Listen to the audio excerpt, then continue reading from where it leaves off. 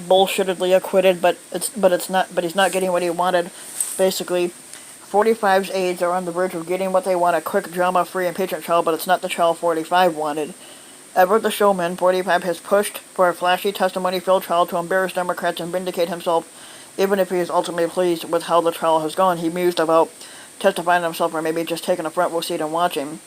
The Senate on Wednesday is expected to acquit 45 without calling bullshittedly acquit 45 without calling witnesses, which is bullshit. It's an outcome that the White House has pushed for, but one that some 45 allies say could cause the squatter to lash out and say, "I told you so," as he starts seeing cable news coverage of Democrats and even some Republicans lamenting that the trial format was broken, driven by partisanship and incapable of delivering a true verdict on 45's behavior. If that's the lion's share of the media coverage, sure, he won't like that coverage, said Matt Schlapp, a 45 blower and chairman of the conservative group American Conservative Union. But even those that acknowledge 45 could get frustrated with the criticism, say the squatter has come to terms with what they say is inevitable. Democrats will always find a reason to criticize him. I always criticize 45 because he doesn't get anything done, except for committing fucking crimes, and that's all he ever does. The die is already cast, said a former administration official. If they had witnesses, they would say he got off for some other reason. It's never enough. 45 has spent 3 years blasting those who have suggested he only won the 2016 race against Democrat Hillary Clinton because he got help from Russia, which he did. He claims I won not because of Russia. No, you won because Russia fucking helped you, so fucking just admit that. Not because of anybody but myself. No, you fucking won, and you fucking won because of Russia, and it wasn't because you yourself won. Hell, you lost by 3 million votes, so technically you didn't win anyway. He bristled after former President Jimmy Carter called him illegitimate, and that is true. 45 is illegitimate, and the reason why is because 45 ran as a Republican. We have not had a legitimate Republican president since Dwight Eisenhower back in the 50s. And even before the trial ended, Democratic leaders were calling the trial a sham. You cannot be acquitted if you don't have a trial, said House Speaker Nancy Pelosi. Said last Thursday, you don't have a trial if you don't have witnesses and documentation on all of that. At the start of the trial, 45 appeared frustrated, blasting out a record number of tweets, many that singled out House Democrats for what he has dubbed a sham and hoax. By the end of the second week of the trial, though, he watched the trial less, according to two people, including a Republican close to the squatter and a former senior administration official who remains close to the White House, dubbing the arguments boring. His tweet storms had subsided somewhat, and he spoke less often to the media. This is a not happy period for us, he said at a Klan rally in Iowa Thursday night. It's a happy period because we call this impeachment light. Technically, you weren't happy because you were supposed to be in jail, and you're not. 45 was buoyed after his staff showed him focus group results in battleground states that revealed a slight uptick in his approval rating, as well as raising Republican poll numbers in swing districts. According to the two people, it's over, the Republican said. It's coming to an end. Several times during the past 2 weeks, the Republican said 45 has recalled a recent interview he gave to veteran Washington Post journalist Bob Woodward, who was working on a new book. Woodward asked the squatter how he could be happy during the impeachment process. 45 told Woodward that he had the greatest job in the world, which he doesn't. I said if you had the greatest job in the world, you wouldn't be fucking shut up. And is blessed with a wonderful family and successful business. Successful my ass. I said, hell, you went bankrupt 6 fucking times. What's not to be happy about? 45 told Woodward, according to the Republicans.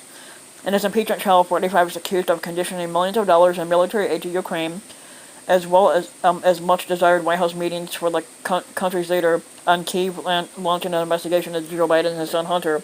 45 and his allies contend that the desired probe was part of a broader effort to eradicate corruption. Technically, 45 causes corruption everywhere he goes, and uncover foreign wrongdoing in the 2016 race, and not an attempt to undermine a potential 2020 rival. The House impeached 45 over the scheme, approving 2 articles, one alleging abuse of power and the other alleging obstruction of Congress. But the Senate Republicans have not broken with the squatter. Still, 45 and his aides were briefly alarmed 2 weekends ago when the New York Times published details of a draft of former National Security Advisor John Bolton's new memoir that undercut 45's Ukraine story. Bolton said that 45 directly linked the aid hold up to Ukraine launching 45's desired investigations, but by the middle of last week it appeared the Senate didn't have enough Republicans to call witnesses like Bolton, and calm returned at the White House. The oh shit feeling is gone, said the former administration official, but in some conservative circles, 45 allies actually wanted the Senate to call witnesses, arguing that 45 couldn't be fully vindicated unless senators heard testimony from everyone, including figures like Joe and Hunter. Steve Cortez, an inbred redneck who was a member of the squatters' re-election committee, said he preferred a full slate of witnesses, in part because he wanted not just acquittal but rather full exoneration, which 45 would not have gotten anyway. In addition to the Bidens, people like Cortez wanted to get other long-shot witnesses like impeachment leader Schiff, an anonymous whistleblower whose complaint sparked the impeachment probe. The goal was to embarrass Democrats and show the public that the Bidens are corrupt, which they're not.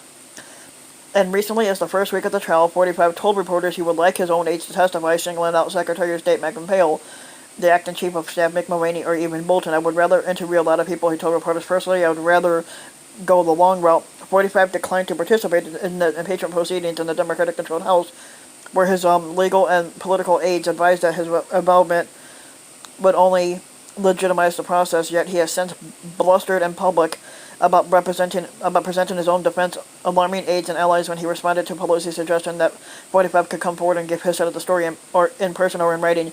But the problem with that is that 45 would keep on lying if he was called to trial. I'd love to go. Wouldn't that be great? Wouldn't that be beautiful? He told reporters. I don't know. I'd sort of love to sit right there and stare at their corrupt faces. Technically, you know all about being corrupt, you fat fuck. But 45 eventually acceded to Senate Majority Leader Mitch McConnell's push for a quick drama trial and advocated for no witnesses. 45 deferred to Mitch McConnell in part because he has come to respect the Senate leader's command of the chamber's rules after watching him push through tax overhaul bills and scores of conservative judges. In recent days, 45 tweeted that he didn't want witnesses. That's because he doesn't want them basically putting out how corrupt he is.